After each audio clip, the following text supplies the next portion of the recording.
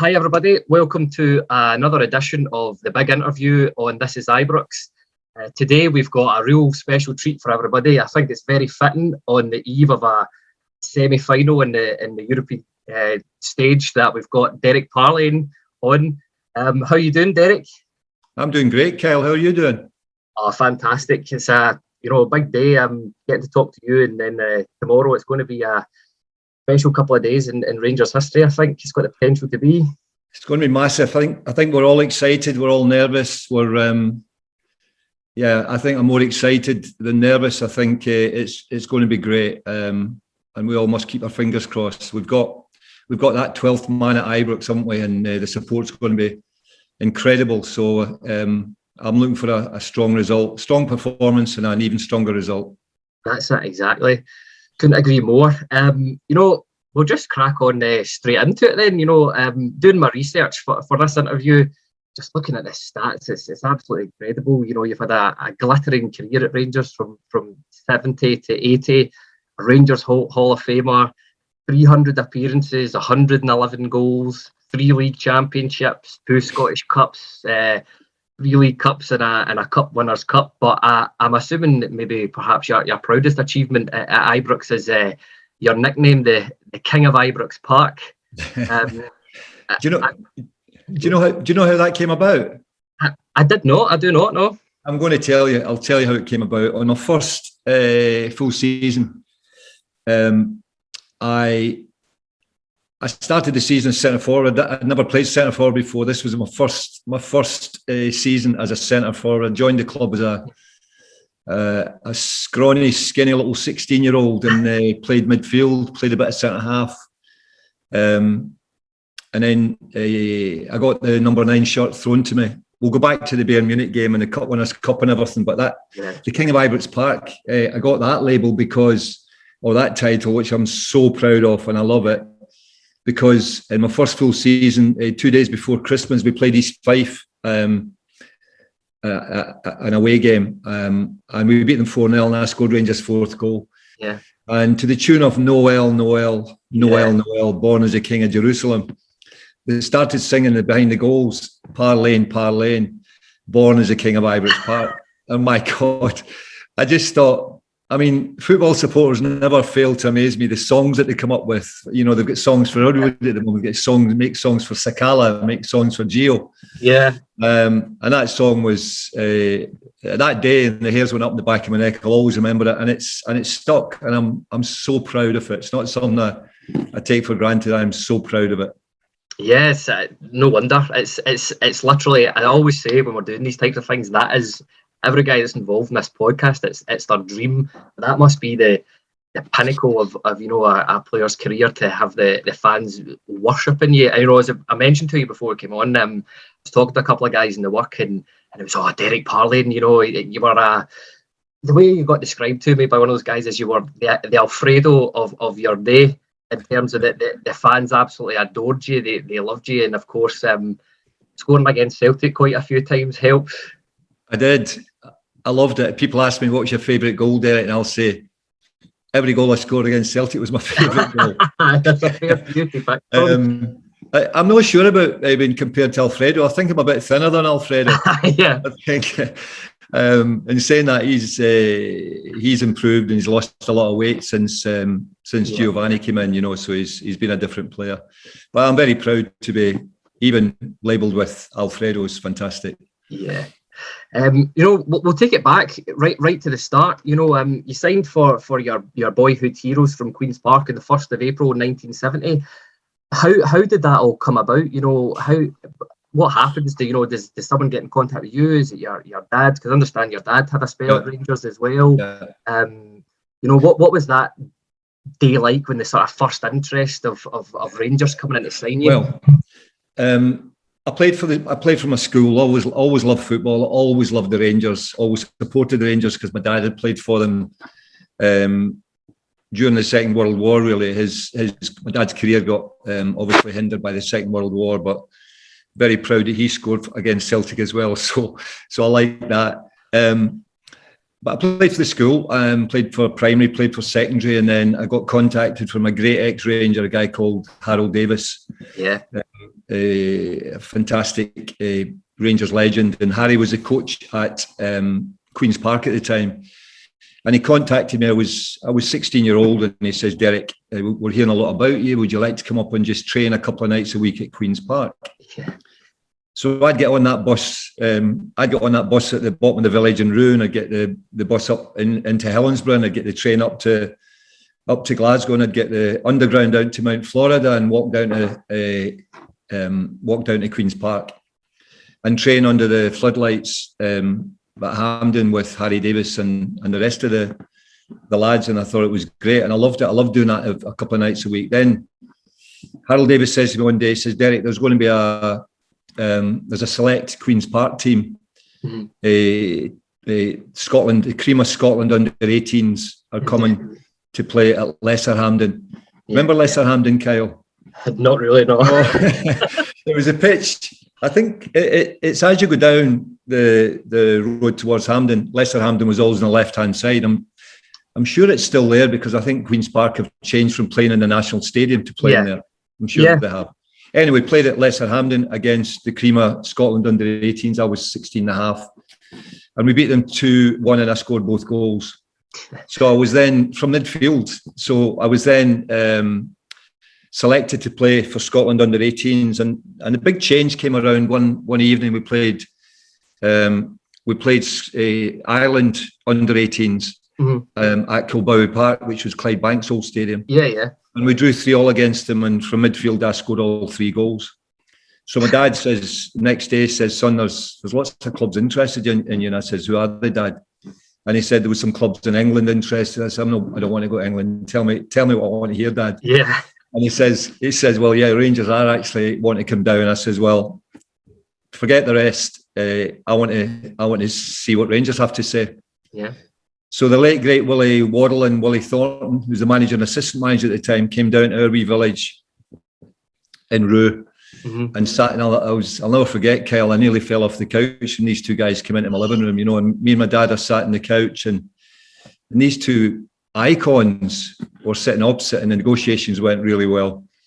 Yeah. And my dad, they wanted to sign me on a schoolboy form first, which my dad wasn't interested in. He says, you'll sign my son professional, or you won't sign him at all.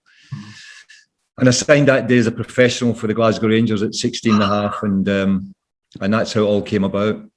Wow. And what was that first day like? When you're going through those famous doors at Ibrox, and you must have been meeting players like John Gregg and Willie Johnson, Colin Steenway. That was mind blowing. It did. It blew my mind. Again, I got on. My dad packed my bag. God love you, Dad. My dad packed my bag that day, and he'd obviously forgotten. Maybe he didn't get kit in my dad's day, but he obviously forgotten to get kit given to you. So, but he packed a sweatshirt and a pair of shorts, a pair of slips, socks, and boots. My boots had a hole in them as well, Kel. I had to take my boots. My boots were old things. Yeah. Were dear to get a pair of boots, so I had to make boots when I played at home. Last me a season. Yeah, wow. And I remember getting that bus at the bottom of the village in Rue, going into Helensburgh, getting the train up to Glasgow and getting underground, this time out to Copeland Road. Yeah. And walking around the corner and walking in the door and being told to go down on the dressing room on the right, son. You go down there, that's where the first team are. Yeah. Honestly, I was cacking myself. I bet. And I went into that first team dressing room, and all those boys that you've just mentioned, John Gregg, Willie Henderson, Ronnie McKinnon, Colin Steen, Willie Johnson, Sandy Jardine, Peter McCloy, all these boys were in the dressing room. And I remember they all just looked at me as if, all right, son, you sit there and get ready. So I sat down beside Derek Johnson. Me and DJ joined at the same time. Yeah.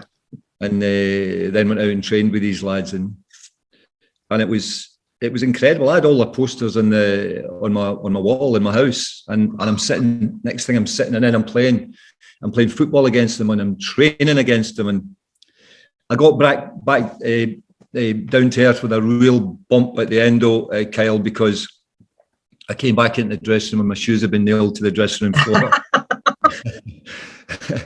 And all my trousers had talcum powder in him, and my jacket was floating in the bath and all that kind of stuff, So I didn't know why they did that. And I came home and my dad says, "How'd you get on, son?" I says, "Dad, I don't know whether I want to go back. I didn't like it."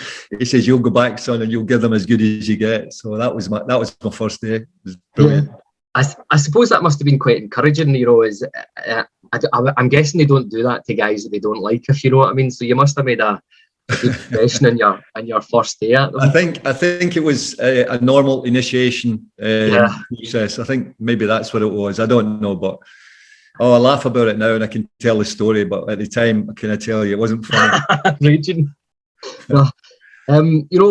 Next thing, you made your debut at Brockville. Don't know. I'm assuming you remember that game fondly, and what's your? Do you know? I don't remember it fondly because I think we got beat that day. Yeah. I think we got beat 3-1 if I can remember well, and I don't think I played particularly well. I was thrown into the midfield, and I came off the field gutted because I didn't think I'd done myself justice. So I don't remember it well, but the game you're building up to, Kyle, I remember quite well. Yeah. Yeah, let's talk about that game. I think it's very, very, very fitting on the eve of a European semi-final. Let's talk about it. Was it Jock Wallace or was it Willie Waddle that was reading the team sheet out? And how did you take it when you heard your name? Well, I nearly fell off the seat for a start. I nearly fell off my bench, but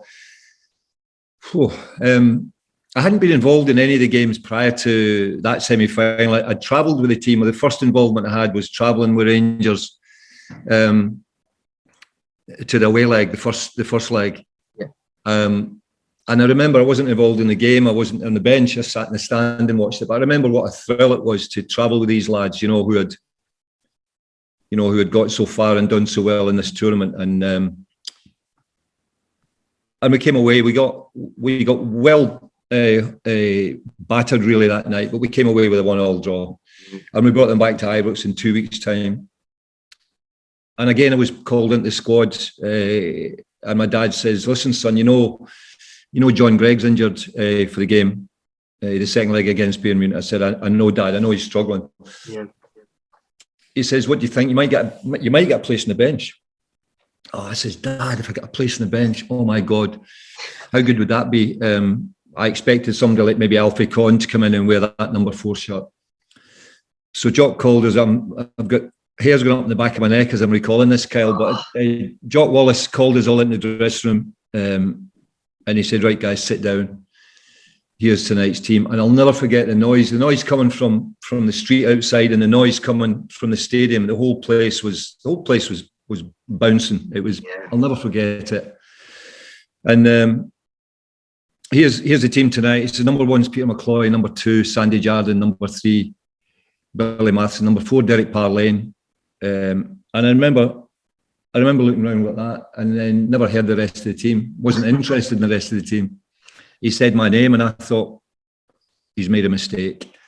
And he shouted at me, and he says, "Derek, come on into the boot room. I want a word with you." I felt like saying, "No, Jock, I want a word with you. What are you doing?" And he called me in the boot room with the other trainers. He says, "Listen, son, we've watched you lately in training. Yeah, you're looking good. You're a big, strong lad. You've got pace about you." And there's a guy in the middle of the field for Bayern Munich, a guy called Franz Roth, who was nicknamed the Bull.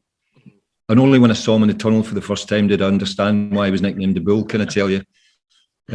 He says, all we want you to do is mark this guy out the game. Yeah. And if you get half a chance early on, just do him. Just do him. That was my talk. Yeah. I mean, just stick with him. Everywhere he goes, you go. If he goes to the toilet, you go to the toilet. Everything. So I remember the door opening, 10 to 8, the buzzer going, and I was getting ready. And I'd always a superstition. I always put my shorts on last. So on my shorts went, and we walked down and opened the door into the tunnel, and we stood in the tunnel in Bayern Munich. Opened the door, and they're coming out in the tunnel. And Franz Beckenbauer, the greatest captain Germany's ever had, followed by Gerd Müller, followed by the greatest goal scorer, followed by Sepp Maier, the greatest goalkeeper, followed by Paul Breitner, followed by Schwarzenbeck, followed by this giant of a bloke called Franz Roth. Honestly, Kyle, he was about 6'2", 6'2" high and 6'2" broad. And I was 5'11" and about 11 stone wet through. And all I had to do was do them early on, you know. Yeah. So as we went out in the field, I'll never forget that atmosphere. And my dad was in the enclosure that night with my young brother and his mate. Yeah. And the tannoy system wasn't the best at Ibrox in those days. Yeah. And then my dad also thought he'd made a mistake when he read my name out, and only realised it was on the field when I came out of the tunnel.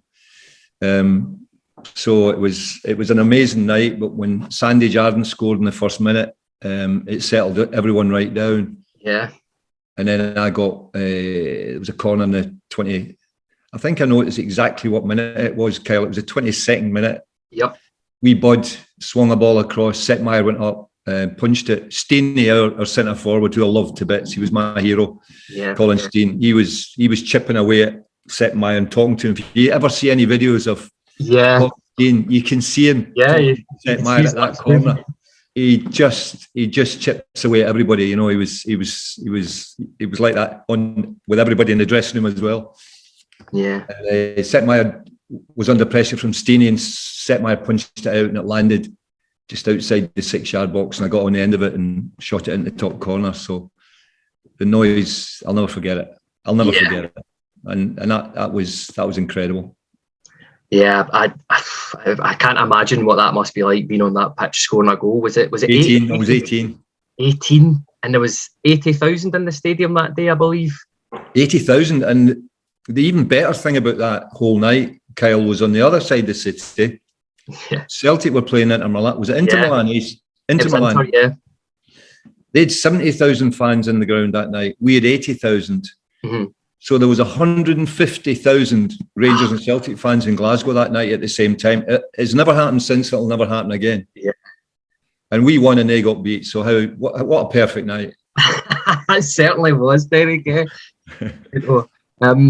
Maybe the next thing we'll come on to is maybe your.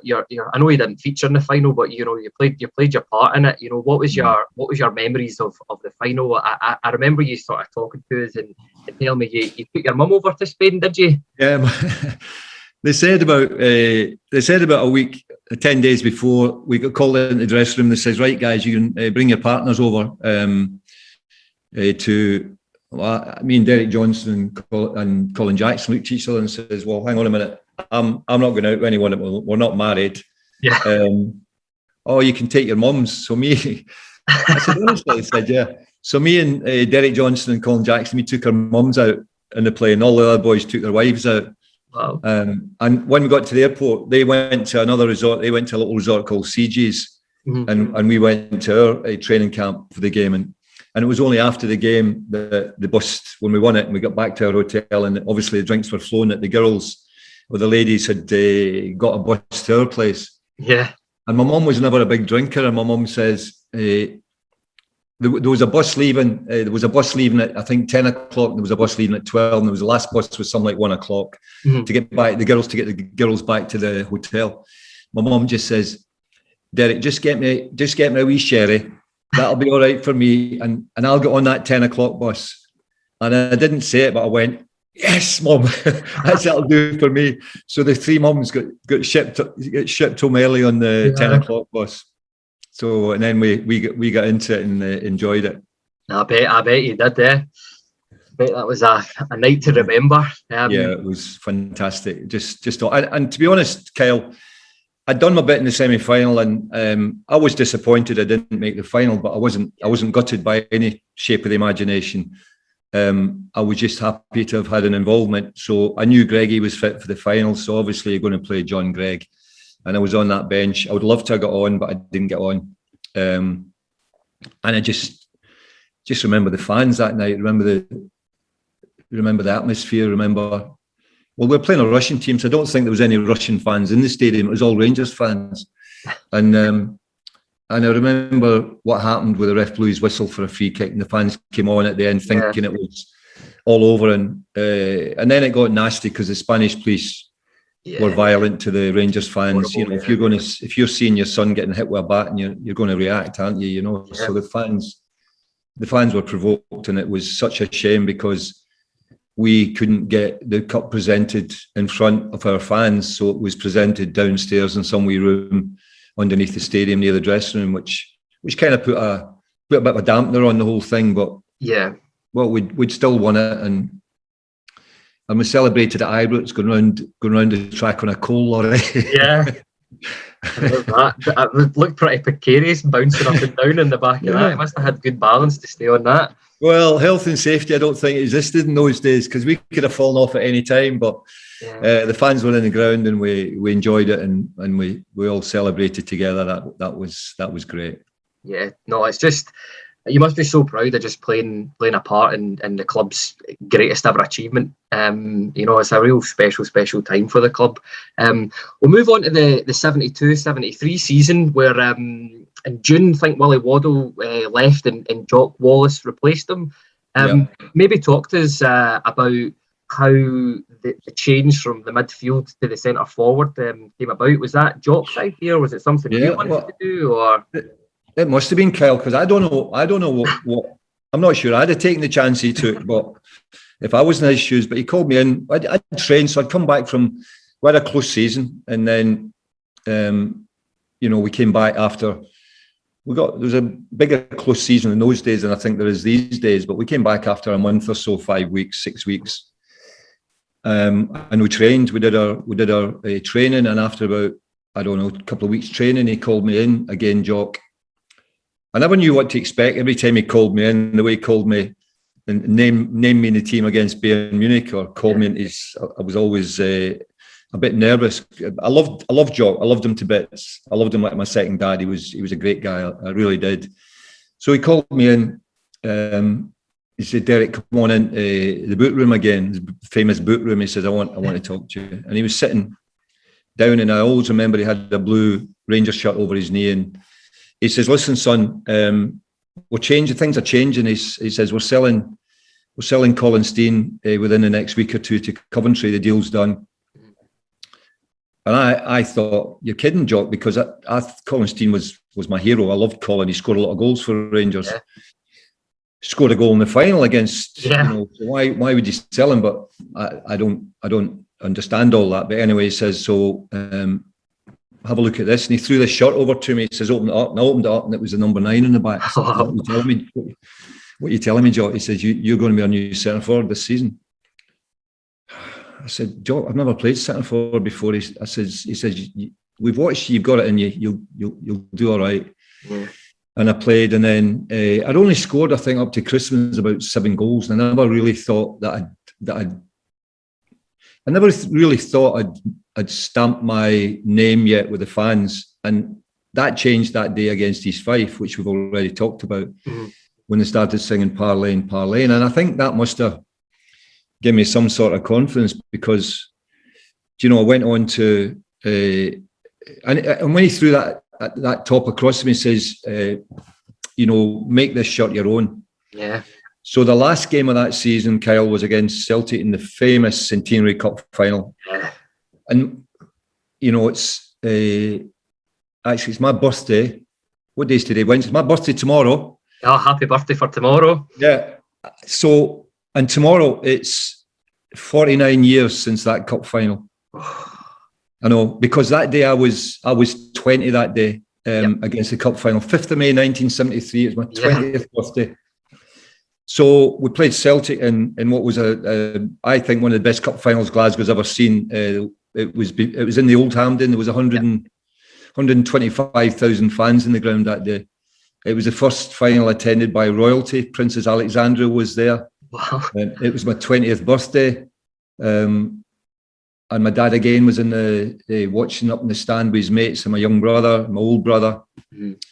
And Celtic scored first. Dalglish scored for Celtic, and then halfway through the first half, wee Doddy, Alec MacDonald, took a great ball from Billy Matheson down the left side, skipped past the fullback, and I kind of knew when it was coming, and he hit a great ball across in front of the defender at the near post, and I managed to get my head on it.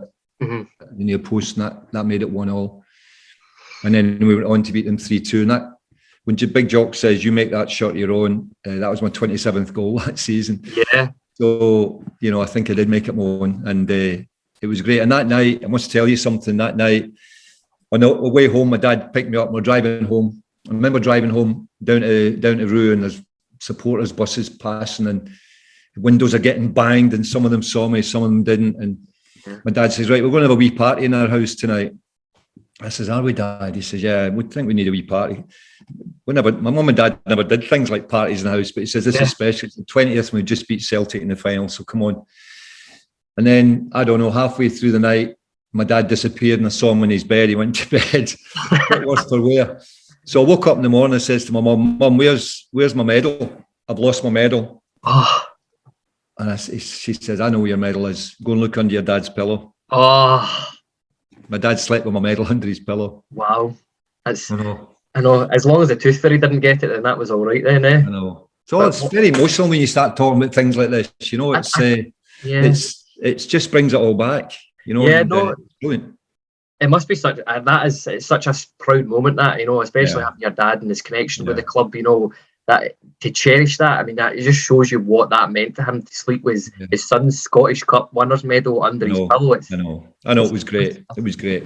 Yeah. No, you know, the next thing we'll move on to the 74-75 season. You know, I don't think we should mention the 73-74. I think you were the only Rangers player to score 3 hat-tricks, I think, in all cup competitions that year. Is that correct?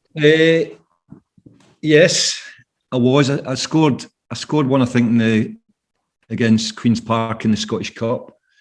Where were my other 2? I know I scored 4 against Hearts, and I scored 5 against Dunfermline. Yeah. I'm trying to remember what season. You've got all the data there, Kyle. Yeah, I know. But I don't have the exact games, but it's just 3 hat-tricks, and you know, again, you certainly made that shirt your own by scoring another 22 goals for Rangers that season. Yeah, I know, I did, and it was great. I just loved it. I loved the relationship I had with the fans. I loved the camaraderie that the players had. I mean, we were fit. We were so fit. Yeah. I actually think Rangers are fitter now under Van Bronckhorst. When you look at their work rate, and they ran over the top of Celtic in the semi-final of the Scottish Cup. There's no doubt about that. When we went 1 down, and Rangers, they were gone. Celtic were gone, and Rangers, their fitness really showed in that game. And I think their fitness showed in the second half of the game last weekend against Celtic also, you know. So I think we're very fit. We were certainly very fit. Joe Wallace had us running on sand dunes and all sorts of stuff, which was mental. But we would run over the top of teams last 15, 20 minutes, and lots of teams you could see in their eyes in the tunnel. You know, a lot of them were beaten before we even went out, and it was a great feeling, because with such a good team. Every one of that team in those days that I played in are in the Hall of Fame. Yeah. Now, you know, and that's mad. And when I got that call, that was emotional. God, can I tell you? Yeah, I bet. There's one game in particular in 75 that I'd quite like to talk about, and that's the game on January the 4th against Celtic. That was such a massive game. You know, Rangers had, I think Celtic were 2 points clear in the league at that point, and it was a very much, you know, the first attempt at stopping the 10. You know, reading about that game, it was, by all accounts, it was a bit of a battering. You know, do you have memories of that game, and you know, what's your thoughts and feelings on that? Well, I used to always, we knew we had to stop Celtic getting 10 in a row. You know, that was so important for us. We didn't ever want them to get 10 in a row, and that fires up. And I think at the end of that season, they didn't even finish second. I don't think. You know, I think they finished third. It was Hibs second, wasn't it? Yeah. And we needed that point against Hibs to win it. And if Steenie hadn't got on the end of that header, I was on the end of it. I said that to him after it. Steenie, I wish you'd left it, because I'd have scored that goal. But I think I scored against Celtic that day in the Parkhead game, didn't I? You certainly did. Yeah, I just like playing against them. I got motivated playing against them. I don't mind saying, well, I've got to be careful what I say, but we don't particularly like Celtic. You know, they're our greatest rivals, so we always want to beat them. And again, we did it that day in front of a packed house, and it was a bit special. Yeah, and what's it like as a Rangers player? You know, getting your first league trophy. It's amazing. I mean, I'll never forget that day on the park at Easter Road when we got it, and I don't think I've ever been hugged as much as I was by Jock Wallace when he came around and hugged us all. He nearly killed me. He nearly broke my ribs. But it was a great day when you we had to do it, and the fans, the pictures I see of the Rangers fans, you know, there were just banks and banks and banks of Rangers fans, and the noise after the game was amazing. And to pick up our first trophy, our first league trophy, was very special. Yeah, and then we go into sort of 75, 76, where you won your first domestic treble for the club. I think there was a game at Hampden where you crossed the ball in for Alex McDonald for a goal, if you remember that one. And then unfortunately, shortly after it, I think you had a pretty bad injury at Easter Road. What was that like? You know, how did that impact you as a player, being on the sidelines, and especially with? I hated being on the sidelines. It was funny, you know, things have changed so much in football. The kit situation is a perfect example. I broke my collarbone. Against Hibs at Easter Road, and I had to get taken through to the Glasgow Infirmary with Tommy Craig, the physio. I remember it well. I got my shoulder strapped up with my shirt on. My shirt was still on, so I got my right shoulder strapped up. And I had my full kit on, shorts, socks and boots, and get taken into the hospital and get taken into a little side room. And the nurse came in and she says to me, this is just a little example of how the kit situation has changed, because nowadays I think each player gets about 4 or 5 kits per game to do whatever they want with them. You know, I certainly know that's the case in England. I would think it's probably the case in Scotland as well. But we had one kit, and that kit washed after the game pretty much did us for the rest of the season. So when the nurse came in and said, "What's up?" to Tommy Craig, our physio, she said, "Derek's broken his collarbone. We need to get it sorted." Mm-hmm.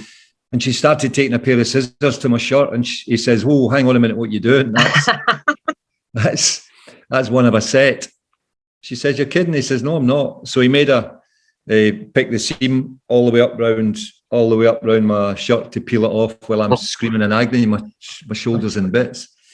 And that's just the way it was. We just accepted it, and that's, you know, one kit that did you all season. Yeah, that's changed days now, certainly. Changed days now, but I always hated being injured. I always hated being out. I wanted to play in every game. Yeah, and that's just the way I was. That's the way you've got to be, I think, if you're a centre forward for the Glasgow Rangers. You know, we'll move on to 77-78 when you won your second domestic treble in 3 years. You know, you got a few important goals, especially I think you scored a third in a 3-1 victory over Celtic again. Come off the bench. I think there was a particular important goal in that against Forfar Athletic in the League Cup semi-final. Yeah. Do you have any particular memories of that season and winning your second trophy set of trebles? Yeah. Well, it was obviously fantastic to get involved, to play and to win a couple of domestic trebles. You know, I'm very proud of that. But we're now getting into a period where things were changing in the club because Jock Wallace was ready to leave and move on, and John Gregg came in and got the job, and John and I probably would be the best way to say it, didn't probably see eye to eye in a lot of things, and he started to introduce other players into the position that I played in, and I was really disappointed in that. I've spoken to Greggy about it since, and I've said he shouldn't have done that in the nicest possible terms, obviously. But that's, you know, as you see my goals, as I'm getting to that stage in my career, they're starting to dwindle a little bit because I'm not getting as many games and I'm coming off the bench, and so I was quite disappointed in that whole scenario, and I wanted to play for the Rangers for another 10 years. You know, I'd have been there for the rest of my career if I could have done, but unfortunately that wasn't the case. Yeah, no, you still had still a few good memories in there. You know, there's a couple of things. you've already touched on John Gregg coming in as the manager, but you scored. I think you scored against Celtic again that year. I think you're one of the only few Rangers players. I think it's 7 or 8 years in a row where you've scored against Celtic in the league, which is just unheard of these days. Well, I think Kyle had scored. I think I'd scored about 11 or 12 goals in total for Rangers against Celtic. Yeah. But I don't know. I just like playing against them. You know, I got motivated, and I think I got sent off as well against them. I think there was a time in particular. There was a guy that played for them, who's since passed away a couple of years ago. A guy called Jim Brogan, and Jim and I think it's fair to say we didn't like each other, and I think we'll leave it at that. But I think we got sent off for fighting in front of the main stand. We didn't make it. We made it too obvious, I think, that we didn't like each other. But so that's I always get motivated playing against Celtic. Always enjoyed it, and always look forward to them. Yeah, and coming to the end of your career at Rangers, the last season, there's one game in particular, the Drybra Cup final, where obviously Sandy Jardine scored an all-right goal, and then Cooper went and trumped them one. What's your memories and thoughts of that day? And I'd love for you to talk about Sandy Jardine and his relationship with you and how he impacted the team. Yeah, Sandy and the other guy you mentioned, Davy Cooper. Davy was probably one of the best players I'd ever seen pull on a Rangers shirt. He was very special. He was one of those guys. I'll come on to Sandy in a wee minute, Kyle, but Davy was one of those guys that if you were struggling in defence and were getting pinned back, you could give the ball to Davy quite literally and say, Davy, keep it for 4 or 5 minutes, give us a breather, will you? And Davy would take it on runs, and he was such a talented player, and he was very modest. He was very modest. He shunned any publicity. He didn't want to be interviewed. He didn't particularly like cameras and things like that. He was a very shy and modest guy, but my God, what a talent he had. He was awesome. But as far as Sandy goes, Sandy was, again, one of the best players ever to pull on a Rangers shirt, and what he did latterly in his career off the field with the supporters will always be remembered. Yeah. And he was great in the commercial department at Rangers, and I was shocked when I was told that he was very poorly. Yeah, and I was lucky enough to see him and meet him a couple of weeks before he passed away at Ibrox. But he was a great guy, very skillful, very talented, very quick. Obviously had a great fullback for Scotland with Danny McGrain. It was always Jardine McGrain. Yeah. Celtic's Danny McGrain played left back. Sandy played right back for Scotland, and he was like a Rolls Royce, really. That'd be the best thing I could say about Sandy. Yeah. He really was. Yeah. And he scored that goal. It's funny because I scored my goal that night against Bayern Munich with my left foot. I was hopeless on my left foot. and Sandy scored his goal against Bayern Munich with his left foot, and he was hopeless with his left foot. And I know, God, Sandy, I know if you're hearing me now, mate, I apologise, but you bloody were hopeless with your left foot. No, two very fitting goals in a very fitting game. Then after Rangers, you had your move to Leeds in March. What was that like, going down to Ellen Road and moving to England? It was hard. I didn't want to leave. I didn't want to leave, but it was made clear to me that there wasn't a place for me. Yeah. I was getting Rangers fans coming up to me months after it and saying, Derek, why you not playing? I'm saying because I've left. There wasn't a lot of publicity about me leaving. Yeah. But I left and went down with Willie Thornton came down with me, the assistant manager, and Jimmy Adamson was the Leeds United manager. And I signed that day, and me and Willie Thornton drove back up, and that was how it was done. But I remember my debut was against Southampton for Leeds at Ellen Road. And again, my dad came down. My dad supported me throughout my career. Mm-hmm. And we played Southampton. They were full of superstars. They had Peter Shilton in goal. They had Mick Shannon playing, they had Alan Ball playing, so they were a really, really good team. Yeah. And we beat them 2-0, and I scored their second goal. But what I'll never forget is the fans, when we ran out the field that day, they all were holding banners saying Adamson must go, Adamson out, the manager. So I thought, oh my God, what have I come to here? Yeah. And within the next 4 games, he was gone. They sacked Jimmy Adamson. So it was a club in turmoil. It's a great club, but it was a club in turmoil. The great facilities, the training facilities were excellent, everything about them, but the fans were expecting more than what we could give them at that time. Yeah. They were used to the Don Revie. Yeah. Days. I joined after the 44 days that Brian Clough had been there. Yeah. And, if I hadn't scored in the first 10, 15 minutes, the fans were on my back, so, Yeah. And that's not a great thing for any striker because, confidence in anything we do, whether it be football, whether it be in any job, Kyle, confidence is so key. So on a football field, you don't want that. They were on my back right away. So it wasn't good. And I got a bad injury that season, which kept me out. Yeah, and your next move was to Man City. I thought this was an especially interesting move given who the manager was at this time, and given that you were such fierce rivals on the pitch. How did that all come about?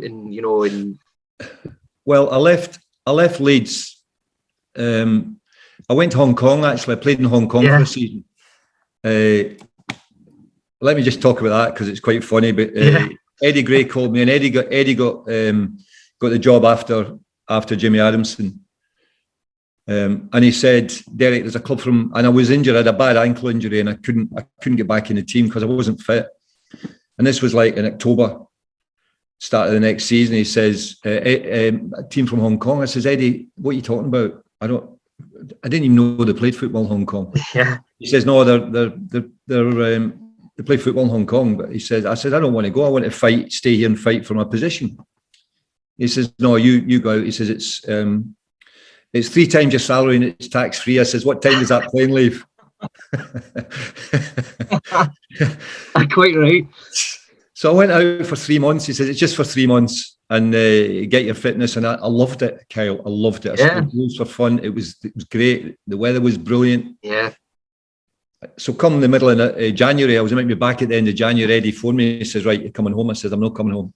You'll have to come and get me and drag me home. Yeah. So cut a long story short, I stayed and I came home at the end of that. So I did a full season in Hong Kong and then I came back and they sold me to Man City. Yeah. And I knew Billy McNeil was the manager at Man City. But I didn't know whether I still had it in me to play for such a big team. Yeah. I was in my 30s and but I thought, yeah, Derek, come on, let's give this a go. Mm-hmm. And I signed for Man City and it was at the Old Main Road and it was fantastic. I loved it. I scored 24 goals, I think it was in my first season. I was top goal scorer with another Scottish lad, a little lad called Jimmy Tolmie. Yep. And Jim played for them and Neil McNabb, who used to be at Tottenham, played, and then Gordon Smith, who also was at the Rangers, played. So we had a strong Scottish connection there and I really liked it. But at the start of the next season, Billy and I had a little fallout, to say the least, and I left. Yeah, and we shut the page on that one. Yeah, I left, and then I went briefly to Swansea, and then went back to Hong Kong for a couple of years.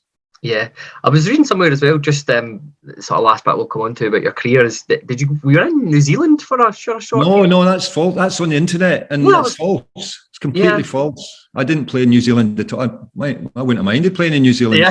I've never been there. But no, they say something like North Shore in New Zealand or something like that. No, I never played in New Zealand. Must have been a different Derek Parlane that scored 111 goals for Rangers. Hey, there's only one King Ibrox Park, you know that. No, that's it.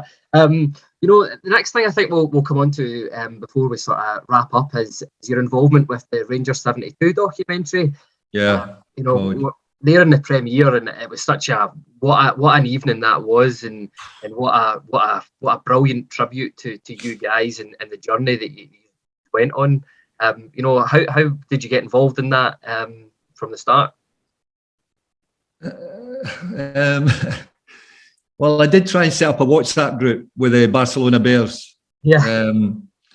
To try and get us all talking and try to get us all involved. And I think I can easily say it's the most difficult thing I've ever had to do in my life. Getting all the Bears together. Some of them didn't even know what WhatsApp was, and some of them, I can't even begin. Some of them never even answered anything, you know. So it was hard. But Derek Johnson and I were a big part of this, because I'll say we were the youngest of the Barcelona Bears, and probably the most sensible of the ones that are left, you know. But without being disrespectful, the lads know I'm only having a laugh. Yeah. But me and Derek did it all, and we talked to the club about it, the big anniversary. This is our 50th anniversary. And then this film company from Leeds, City Talking, they're called, they started communicating with us, and then they said, we're making this movie, and they came into my kitchen here where I am now, and brought the cameras just before Christmas, and I was very proudly interviewed for that. And all the lads, 5 or 6 of the lads, did the same thing. And then we went to the talking about and for those who haven't seen this, it's more than just a football story, it's a life story. And I think you've seen it, Kyle, and you know what I'm talking about here. It's very emotional. Yep. It's very emotional, and it's very atmospheric, and it's beautifully filmed and beautifully written, and it finishes with a scene, and I'm not going to spoil it for anybody, but it finishes with a scene that at the end, I don't mind telling you, I got really emotional. Somebody came up to me and said, the film's over, Derek, come on, we'll get into the auditorium now and we'll have a drink. I said, just leave me alone, because I was in bits. Yeah. It was really emotional. It was lovely. People have to see it. It really is. So yeah, they can Google Ranger 72, but I think there's a major company or major platform going to be taking it on. We don't know yet who that is. Yeah, no, that's good. I mean, without being biased about it, it is the best football documentary I've ever seen. As a supporter, it meant so much. You know, there was so many.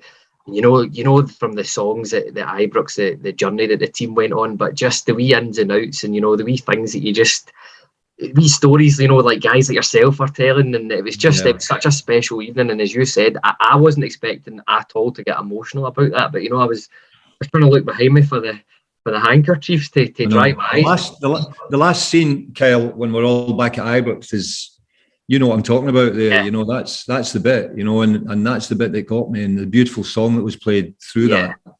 But I'm so proud. You know, somebody had said to me that day, let me go back. How far I could go? I can go back as far as that day when my dad says, Willie Wardle and Willie Thornton are coming into your lounge, into our lounge, and he said, and if I knew that day that I signed that contract for the Rangers, that I would have gone through what I've done, then I'd have been involved in this movie, which is unbelievable. Yeah. And then to be voted into the Hall of Fame is the greatest accolade I could ever have.